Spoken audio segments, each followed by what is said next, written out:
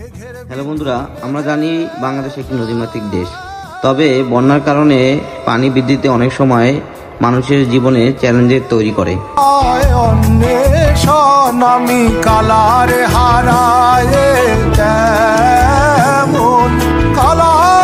এই জন্য সকলের উচিত বন্যা মোকাবেলায় বন্যার্থদের পাশে থাকা।